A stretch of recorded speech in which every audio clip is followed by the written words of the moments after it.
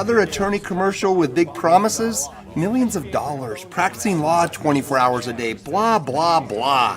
Let's get rid of the smoke and mirrors. None of that really matters. What does matter? Having a medical doctor as your attorney. That matters.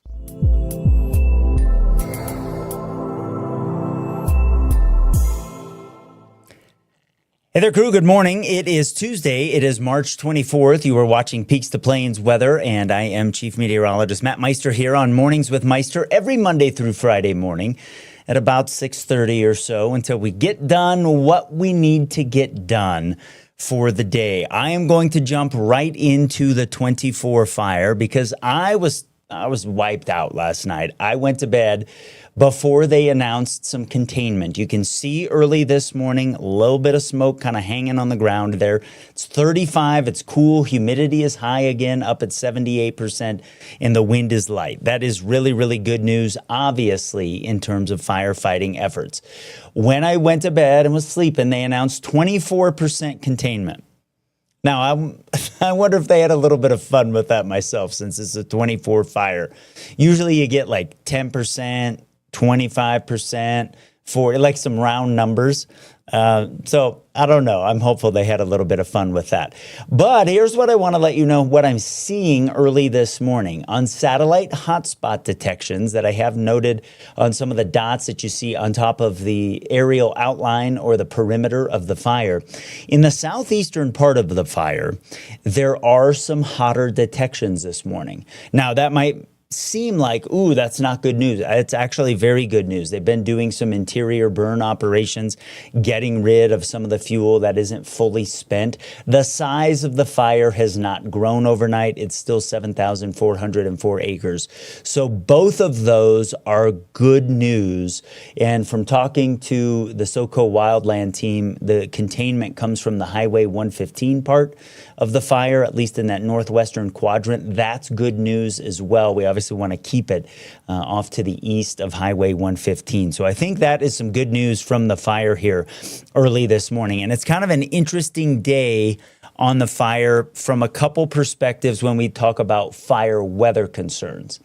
Because our humidity later on today will be around 15% in the vicinity of the fire, and actually for a good chunk of southern Colorado. And if you remember, 15% is kind of that threshold that we watch. The other thing that we watch for when we're talking fire weather concerns is wind or gusts at 25 miles per hour. Those two things for a 3 or more hour time period, combined with critical fuels, which we certainly have, are sort of the concerns about fire weather, and we're on the border of them today. So we don't have any fire weather watches, any red flag warnings, because I think from my friends at the Weather Service, the perspective is, if we get to those levels, are we going to have them for 3 or more hours consistently? I think the answer for that is not high enough confidence to issue one of those things. Does that mean we have no fire danger today? Absolutely not. But you have to remember that they're trying to hit some critical thresholds, because we've observed over the years that if you get those things, the fires tend to be more active given what's happening with the weather. So that's why you don't see any of those if you're looking around for them. The wind direction around the fire today is a little bit interesting. It's right on the border of some gap flow wind that will come out of Bighorn Canyon along the Arkansas River, and some upslope that will develop this afternoon over the plains. Like, it's right on the border of those two things. So what that tells us as a meteorologist is our confidence level in being able to tell the firefighting teams with certainty what is going to happen is not as high as it might be on some other days, given what's happening from a weather perspective. But like I shared with you earlier, given what we have seen from a containment perspective with the fire, given what we have out there this morning with some of those interior operations being done inside the fire, and that the fire hasn't grown in size, both of those things are really, really good news, and something that I am excited to see. So before we get into the depths of our weather forecast, I want to welcome a special guest that I have here with me this morning, because I want to talk about fire preparation, wildfire preparedness in the cities, because we should take the opportunity while we've had a fire around, but not in the city, to make sure that we are ready. So joining me this morning is Ashley Franco. She is the Public Information Officer with the Colorado Springs Fire Department. And Ashley, thanks for joining us here this morning on Peaks2Plains Weather. Yeah, Matt, thanks for having me. Really excited to talk about the preparedness, especially with the 24 fire going on.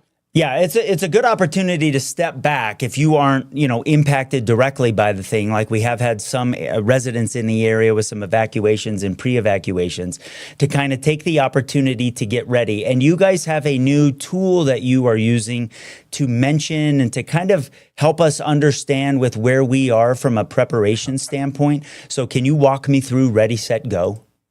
Yeah, absolutely. So Ready, Set, Go is a new tool for the fire department in Colorado Springs. It's not necessarily a new tool for fire departments across the country. People have been using this for years. So for us, we really wanted to get feedback from our community, hear what they wanted to say in terms of, or hear what they wanted to hear in terms of preparedness. And really the ask was, we want something easy, clear, actionable, and that's really what we did with our new Ready, Set, Go that we just launched. So kind of like what you'll see on the scene or on the screen, we have 3 different levels. Ready, Set, Go. Our ready is going to be our preparedness level, and that's what we should be kind of like when it comes to preparing for. So we ask that you clear space around your home, pack a go kit, sign up for emergency alerts through Peak Alerts, which you've been pushing, which we so appreciate, and then create and practice your family communication and evacuation plan. And then we'll move into our set stage, which is going to tell us there's an extreme threat, whether we're under a particularly dangerous situation, red flag warning, whether there's a fire already in our area. We're going to notify the community, hey, we're going to be in set, and that's going to mean, monitor fire conditions, load up your car with your go kit, review your family communication and evacuation plan, check on your neighbors, and then we'll move into go, which is really that time where we need you to leave now. Right. And so I like that there is a kind of intermediate step, I think, to kind of get people ready and sort of more prepared for, okay, this is something I've got to pay attention to here over the next several days. And, we talk about PDS, red flag warning from the Weather Service. That's something new that they have added, because like tornado warnings, like not all tornado warnings are the same. Not all red flag warnings are the same. Sometimes we're kind of on the low end of the threshold of meeting those critical things. But sometimes we're like, wow, here's a weather situation that happens once or twice every other year or something like that. So I like that you have that set in the meantime, in that intermediate stage, to be able to say, hey, this is a day to pay attention, maybe take some of your stuff to work with you and that sort of thing. So I like that you guys have done that. What kind of brought this thought process on in addition to, hearing from the community and that sort of thing? Is it that we seem to be at more risk for wildfire more frequently than we used to be? Yeah, that's absolutely it, Matt. And this is something that we've actually been working on since 2023. The mayor, Mayor Yummy, came in and said, "Hey, I really want us to focus on our wildfire preparedness messaging." Mm, And so we really started doing. We did focus groups with the community, with some of our stakeholders.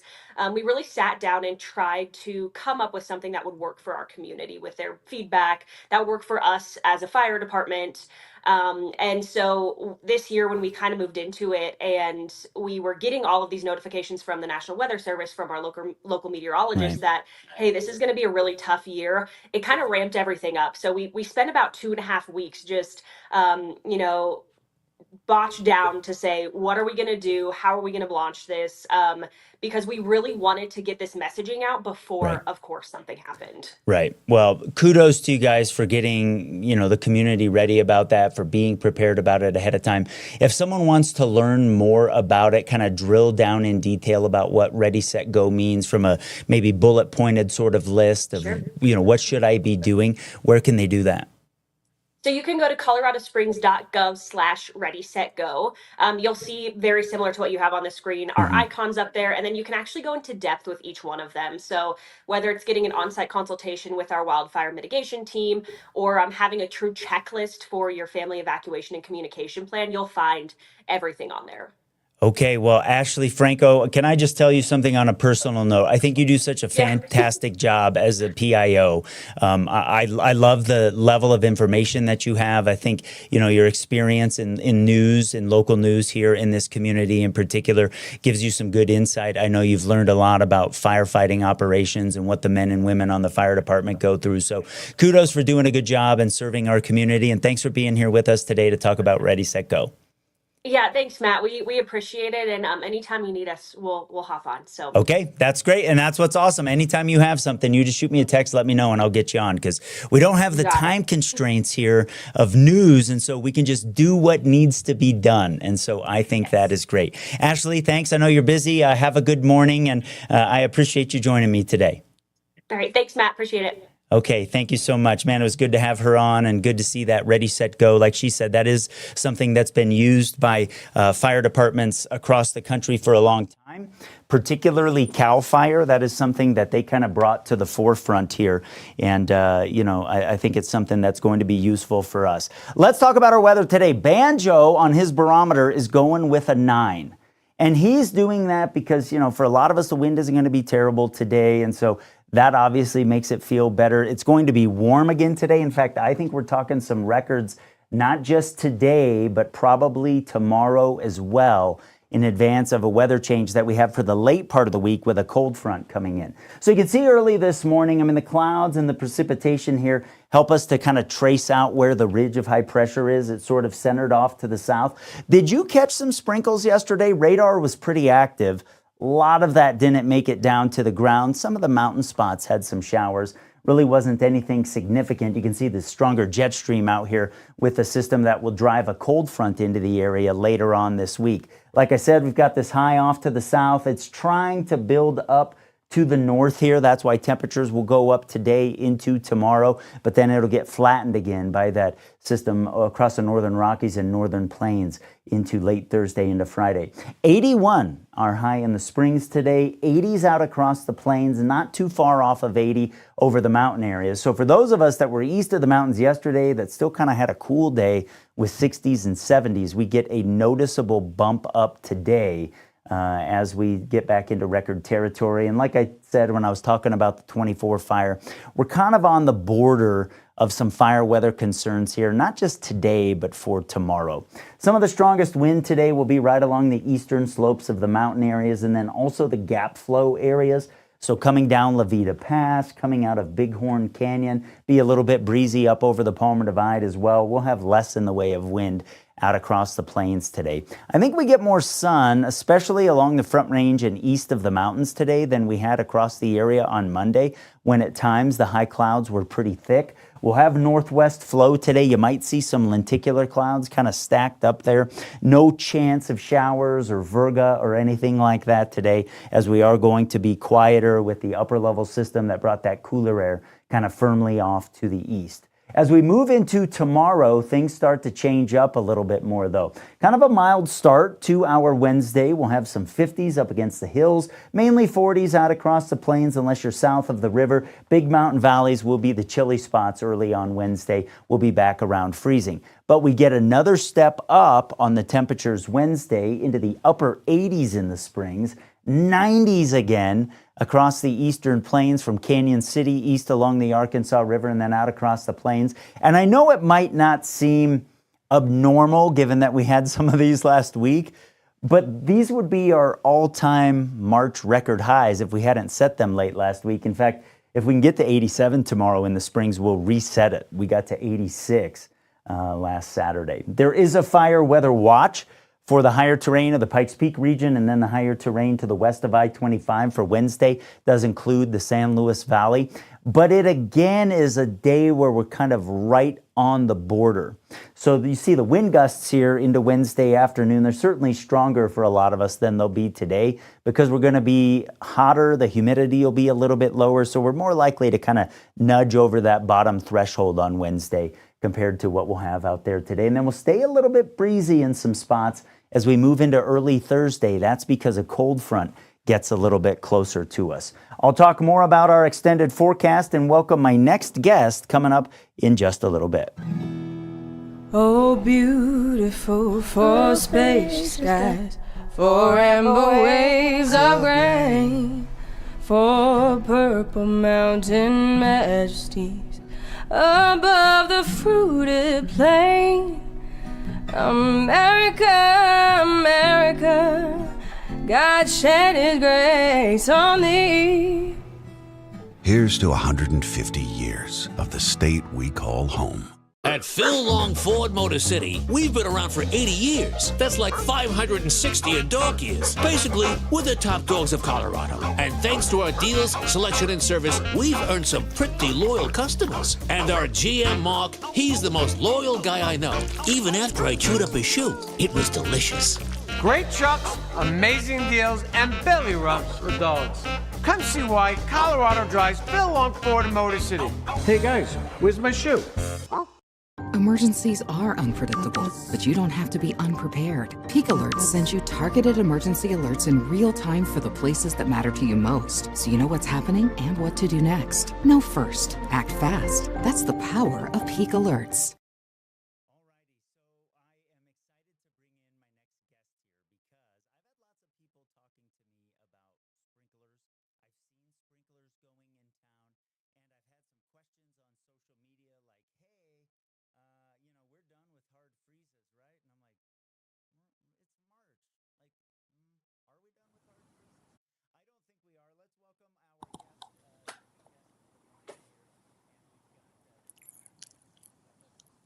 I can't hear you. Tim, I didn't turn my microphone on. Thanks for reminding me there. We were actually just talking about that yesterday. I turned it off during the commercial break and then I didn't turn it on. Tim is with F&B Landscaping. Tim, what I was saying to myself while the microphone wasn't on was that I have seen sprinklers going across town. I've had questions on social media about, hey, you know, we're done with hard freezes, right? Because I turned my drip system on and I'm like, really? Like it's March. And so you are a landscape expert. I'll be the weather expert. We are going to get another hard freeze. There's no doubt about that, right? But it's been so warm. Like, tell us about sprinklers. I mean, should we be turning them on? What should we be doing? Right. Thanks for having me on, Matt. Appreciate it. Yeah, of course.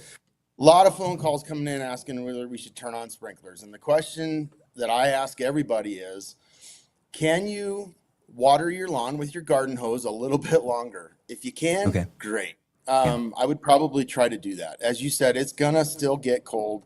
We're still going to have some, you know, even if it's a nice day, our nighttime temperatures can still drop down and get pretty cold. Right. And so if you can water with your garden hose a little bit longer, that'd be great. Our normal standard in Colorado is April 15th to October 15th, give or take a few weeks. Okay. And so we are definitely on the early side of that give or take a few weeks. So I would still wait a little bit longer. However, if you can turn your sprinklers on and you can drain them yourself, I also would recommend doing that as well. Okay. It is, one of those things where your yard needs water. It does not need excessive water. We do not need to be watering like we would in July or June. Right. But you do need to be giving it some water. So if you can do that, with your sprinklers, and you don't mind draining it down at night and watching yourself, making sure that you're up to date on the forecast, that's good. Right. There's a couple things we're looking for, Matt. This is it. That's what you're trying to protect. What is Everybody's that? got this What is little that called? valve. Is that a atmospheric? This is That's a backflow valve, device. or Yeah, backflow device. Yep. It's Okay. got multiple valves in it. And this is what we're looking for to protect. So if you can turn your sprinklers on and get this drained on a cold night or whatever, that'd be great. The other thing you can do with this, you can just cover it. A lot of people put blankets over them, towels, whatever you can do. They sell bags that go over these that have insulation in them, and you can do that too. But you've got to be able to protect this. This is what breaks, and this is what's very expensive. These run about $200, give or take. They can go upwards of $500 or $600 depending on what you've got. So that's what you want to protect. But if you can use your garden hose, that would be awesome. Get some water down. Two things I recommend with watering with a garden hose. One, set a timer. Don't just turn your garden hose and your sprinkler on and walk away, because you'll forget about it. Phone will ring, whatever. And then you've put way too much water down. So then you're wasting water. Sure. Set a timer. Move your sprinkler around if you can. That would be great. I was also going to mention this too. If you're using a garden hose, this is what you're hooking it up to. This is outside the house right here. Right. This is what you turn on, right? And then this goes into the house, and the valve is actually back here. It's here inside. If this is the wall, it's 10 or 12 inches back inside your wall.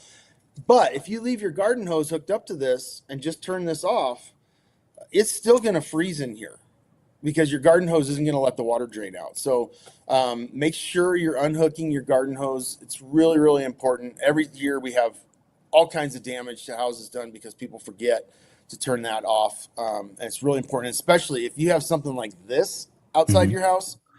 Oh man, you've got to turn this off, and you have got to drain this and get the water out of it, because this is the valve and it's outside exposed. why does the water, if you leave the hose hooked up, why doesn't the water drain out of the hose? So sometimes it will. These are usually meant to be at a little bit of an angle when they're installed. So when you shut it off back here, the water will drain out.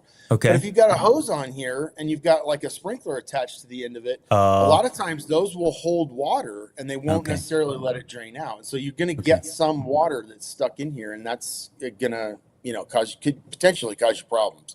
Okay, so you've got to pay attention to it for sure. But dude, my lawn is starting to kind of look like this here, where I probably need to mow soon, just because of how our winter has been. My grass didn't really go dormant. I've got, things in the yard that usually, are a couple weeks ahead of time in terms of leafing out and that sort of thing. So it's the weather pattern, I guess, that you've been observing that also tells you as the landscape professional, hey, you've got to get some water on your lawn and your yard because it's ready. Right, absolutely. And we see a couple times a year where we get a lot of winter kill. We call it winter kill. And it's really just lack of water. And that's usually right after we've turned our sprinklers off in October, November. We get these crazy nice weather that we get in Colorado, and that's when our grass dries. And then on the other side of it, right now, everything's trying to get going. You've seen it. There's weeds all over the place already. Right. So it is asking for water, so we need to give it water. Good time to get some fertilizer down as well, but just make sure you're and if you need help with any of that, feel free to give us a call. We do activations, but we can also come out in the middle of the season and do kind of a tune-up or a checkup on your system. We're only allowed to water 3 days a week right here in Colorado Springs right now. Okay. We're still on the same restrictions we had last year. I kind of expect that to possibly change, but as of right now, that's where we're at. And 3 days a week is good if your system is dialed in and adjusted correctly. It's probably not enough if you have a bad system or you've got leaks or wasting water here and there. You want to put every drop of water down onto your yard that you can. So we're looking at your website right now, and you talked about managing and coming out and tweaking the systems and making sure it's dialed in. I wanted to ask off of what you just said, is it if you're down to 3 days a week, like it sounds like you've got to get a certain amount of water on the lawn. Yeah, we try to get, roughly an inch of water a week. That's changes for everybody's house and everybody's location in town, soil types. I mean, there's a lot of variables there, but that's a good rule of thumb. And you think about how hard that is sometimes to do when you only have 3 days a week. Right. If you don't have a big yard, it's not that hard. But you can do a lot of things to help manage your water. I always recommend never water in the middle of the daytime. I mean, that's basic. Right. You just don't want to do that. And then, if you can water in the morning, a lot of times when it gets really, really hot, June and July, you can split your watering up, maybe do a little bit in the morning and a little bit in the evening. The key is you don't want to overwater an area in one round. So you don't want to run your sprinklers for, an hour and a half in one area. You're just wasting the ground can't absorb the water. Okay. And then, it can't be used. So you want to spread it around. And that's really the importance of having a good sprinkler system is you can manage that. And I also get a lot of people with drip too. They say, well, I don't need drip. I water my yard or I water my plants and whatnot. But Matt, as I do, when we get a crazy weekend hot, they come up on you, they sneak up on you. And if you're watering your flowers and your vegetables and stuff, and then you decide to go to, Breckenridge for the weekend or whatever, and you don't have anybody covering that, 2 days, you can lose your entire, everything. So yeah, for sure. Allow you to really manage that and set timers on your clock. And we do rain sensors. So if you have it set to run and then it pours rain on us, the sensor is going to automatically shut your sprinklers off. So you're not going to be wasting water.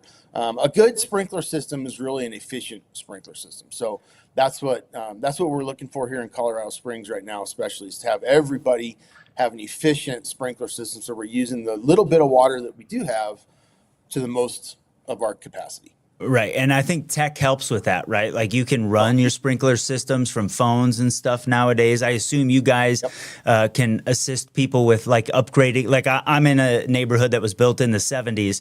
So, my system has needed upgraded over the years, but I assume that you guys can help with that part of the process as well.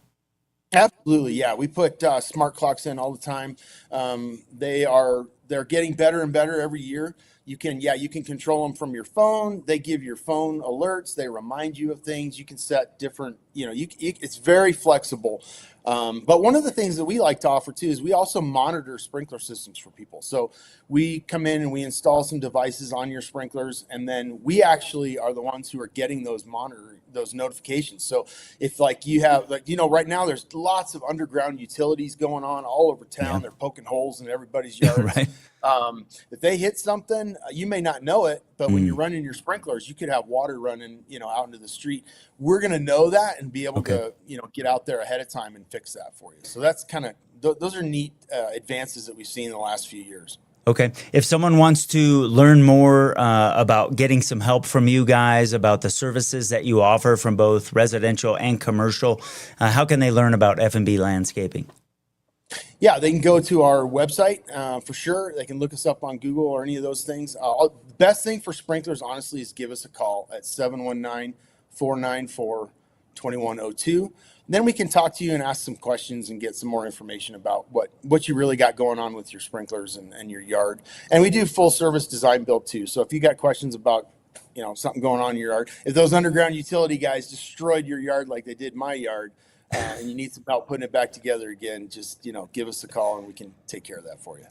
Well, since you've seen, I mean, not that you're angry or anything about that, right? But so if they do that, what is, like being a landscape guy, you've dealt with this enough over the years, like what's their responsibility to put it back? Yeah, that's a good question. They are supposed to put it back. But like, for instance, with my yard, they installed like 3 new of those big vaults in the ground. Okay. So I've lost, landscape space in my yard. Now I have these big, ugly boxes in the way. And so when they come back in to put grass around it, it's not going to take. It's brand new seed. You're going to have to do something. They just do the bare minimum and move on. And they have really done, I know in my neighborhood especially, a lot of my neighbors have had massive changes to their yards that, you can't do anything about it. It's in an easement, so it has to be there. But you can come in and at least make it look a little nicer and make it look less industrial. So, right. I know nobody my loves yard that, looks but very much industrial right now. right. But with fiber and electric needs changing and everything as we do more in our homes, they do have the right of way for those things. So Tim Stevens from F&B Landscaping, thanks for joining me this morning. I appreciate the insight. And if you haven't yet, you need to get some water on your lawn, whether you're doing it with your hand or you're going to fire the sprinkler system up. F&B Landscaping can help with that. Tim, I appreciate the time this morning. You're welcome. Thanks, Matt. Thanks for joining us on Peaks2Plains Weather. Such a good dude as well. And he's had a business for a long time in Colorado Springs and is a big-time expert in what he does. So check them out, F&B Landscaping. All right, as we get set to wrap up today, this is an important part of the forecast, I think, because after getting these warm days here, Wednesday into Thursday, we get a really strong cold front to move in at some point late Thursday or early Friday morning. And it's probably going to be here as we head into late Thursday, and that's probably going to kick up the wind around here out of the north between 40 and 50 miles per hour late Thursday. So you see how Denver is a lot cooler than we get in southeastern Colorado? That's an indication to me that the front's going to be moving through late in the day. That front is not going to bring any moisture with it, and so we may have some blowing dust out there across parts of southern Colorado. But notice the temperature drop as we head into Friday. That's a significant one. It's going to feel cooler than what we had with the front that came through over the weekend, and because it's stronger, the wind's going to move around a little bit more than it did with that system as well. Then we get into the weekend, we warm back up. Not as warm as we're going to be the next couple of days, but into Monday, Tuesday, Wednesday, the last part of March and early part of April, I've got some shower chances in there because we are going to get into a pattern here where we're going to have more action. And let me show you what I mean. If I take you to Friday here, we're still dealing with this ridge that we had last week, this ridge that we've got the next couple of days, and you can see this bump in the black lines. Now, there's a lot on this map, admittedly. But this is what I like about Peaks2Plains Weather is I can show you a little bit more than I used to be able to do on TV. So what you see here in the oranges and reds is the energy in the atmosphere. And notice how those tend to kind of follow where the black lines are either closer together or where there are dips in the jet stream. And notice over the Pacific Ocean here as we head into the weekend, you see a couple spots of some colors there and some dips. And so there's more energy that's going to be moving our way, and we're going to flip the pattern from this big ridge that we've had to some troughs and some energy moving in and also some moisture. I've got the clouds and the precipitation forecast from this particular computer model on there as well. So as we head into Sunday, notice how there's a pretty organized system getting kind of set there in the Pacific Ocean. Out ahead of that, we are going to start drawing on some subtropical moisture. A little wave gets caught up in the flow. So at least by Sunday, over the mountains in particular, we start talking the chance of some showers. And then as we head into the last couple days of March on Monday and Tuesday, we're still in that southwest flow, low wave overhead, some showers, maybe some thunder. I'm not going to get too caught up in the details yet on, the wares and that sort of thing. It's still 5-6 days away. But as we head into the early part of April here, there's a couple waves. One for April 1st. I'm not fooling about that. It doesn't look as strong as it did yesterday, but I'm going to see some kind of back and forth in the computer models. That second system out in the ocean there, that one is stronger. That one's going to take its time kind of moving south down the coast of the United States on the western coast. And that one's going to move in about 6 or 7 days after. So there are some things to watch, and when you have a system that is that kinked and there's that much energy in it, those are the ones we watch for, hey, could that be a decent late season, maybe snowstorm? because when those things can tap some Gulf moisture this time of year, which gets more significant, we've had several rounds of severe thunderstorms across the central plains of the United States. If it can tap that as it's coming across the Rockies and gets onto the high plains, those things can strengthen and intensify. So there's something to watch there, and that's something that we'll be doing here on Peaks to Plains Weather. Sally is checking in this morning and says, we seem to be getting onto the other side of this fire. I'm just grateful to be home. She lives in the north side of the fire on Highway 115 in southwestern El Paso County, where they were under pre-evacuation standard or status. That's been decreased now, so that is some good news. Greg says, keep doing great work. Thanks, Greg. I appreciate that. Angela says, I'm looking nice this morning. Thanks, Angela. I appreciate that. So quite a few of you checking in here early this morning. And, I think the fire was good for business, as they say. Lots of people were finding about Peaks to Plains Weather. So if you're watching this morning for one of the first times on Mornings with Meister and you haven't downloaded the Peaks to Plains Weather app yet, you should do so. Please share it with your friends. Keep your location turned on. I know some of you yesterday that got the air quality alert in Fremont County can find out about that on the Peaks to Plains Weather app and that sort of thing. So I'm doing something new here and starting to get ready for thunderstorm season. But as we talked about with Tim, we certainly have another hard freeze on the way. I agree with that. And then as we talked to Ashley Franco from the Colorado Springs Fire Department, it is obviously a high fire danger stretch here. And so we need to be ready for that as well. My friends, it is 7:08. We did 40 minutes this morning here on Peaks to Plains Weather. That's what I love about this. I don't have a plan of how long it's going to be going into it. We get done what we need to get done. And that's what it's all about. So thanks for joining me this morning. Have a good day.